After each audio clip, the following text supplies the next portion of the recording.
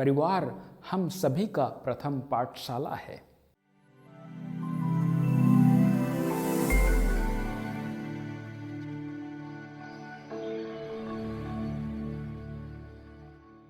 ख्रिस्त में प्यारे भाइयों एवं बहनों, आज हम पवित्र परिवार का त्यौहार मना रहे हैं। संत योहन 23वें जब वे संत पापा थे, उन्होंने अपने माता पिता को पत्र लिखते हुए कहा था, प्यारे माता पिता, मैंने दुनिया के कई देशों का भ्रमण किया है, कई विश्वविद्यालयों में अध्ययन की है, मैंने उच्च शिक्षा ग्रहण की है, लेकिन जो कुछ मैं आप दोनों के गोद में सीखा वह दुनिया के कोई भी पाठशाला में नहीं सीखा। ख्रिस्त में प्यारे भाइयों एवं बहनों, परिवार हम सभी का प्रथम पाठशाला है और हम सभी का महत्वपूर्ण अंग है। इसी परिवार में सबसे पहले एक शिशु गिर गिर कर चलना सीखता है। इसी परिवार में सबसे पहले एक छोटा शिशु अच्छा या बुरा सीखता है। बहुत लोग सोचते हैं कि एक छोटा शिशु जो बात नहीं कर पाता है, वह नहीं जानता है कि उसके माता पिता उससे कितना प्यार करते हैं। भले ही एक छोटा शिशु जो बात नहीं कर पाता है, लेकिन वह जानता है कि उसके माता पिता या घर वाले उनसे कितना प्यार करते हैं। उदाहरण के लिए, जब बालक रोता है और उसकी माँ उसका ख्याल नहीं करती है और तुरंत उसे अपने गोद में नहीं लेती है, तो वह बालक जानता है कि उसकी माँ उससे कम प्यार करती है। लेकिन जब माँ अपने रोते हुए बालक को तुरंत गोद में ले लेती है और उसके जरूरतों को पूरा करती है, तब वह जानता है कि उसकी माँ उससे प्यार करती है। सचमुच ही परिवार एक प्रथम पाठशाला है जो हर व्यक्ति के मानसिक, शारीरिक और आध्यात्मिक वृद्धि के लिए बहुत ही महत्वपूर्ण है। इसका मतलब यह नहीं है कि लोग बड़े होकर बुरी संगति में पड़कर नहीं बिगड़ते हैं, लेकिन यदि परिवार शुरुआत से ही टूटा है, जहां लड़ाई झगड़ा होते रहता है और जहां प्रेममय रिश्ता की कमी है, तब इस माहौल में एक व्यक्ति आसानी से अच्छी सद्गुणों के अभाव के कारण बिगड़ जाता है।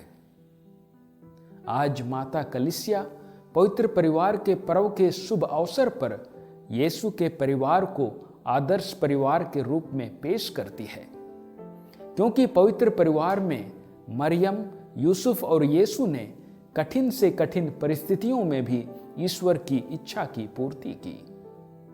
यीशु ईश्वर होते हुए भी ईश्वरीय इच्छा अनुसार अपने माता पिता के अधीन रहे।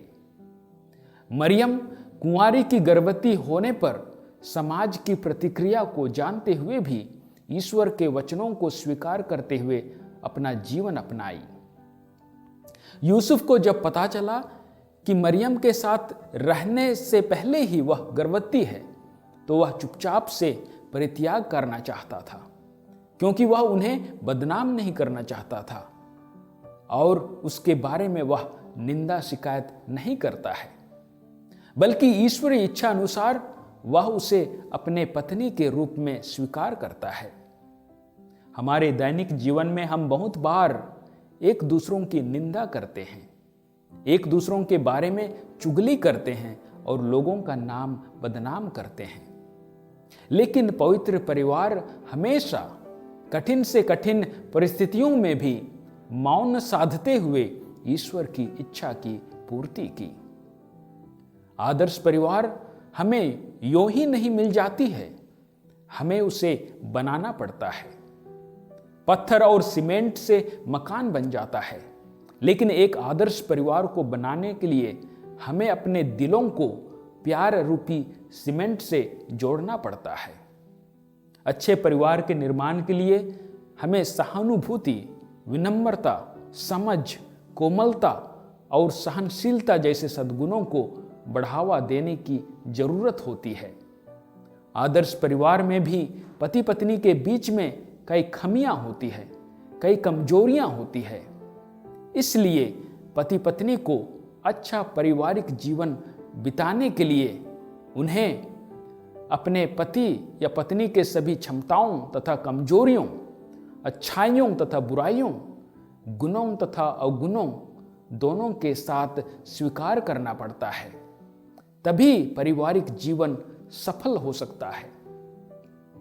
उदाहरण के लिए भारत के पूर्व राष्ट्रपति अब्दुल कलाम जी बताते हैं कि जब वे बालक थे, एक दिन उसकी मां दिन भर के कठिन परिश्रम के बाद अपने पति के सामने सब्जी और जला हुआ चपाती परोसती है।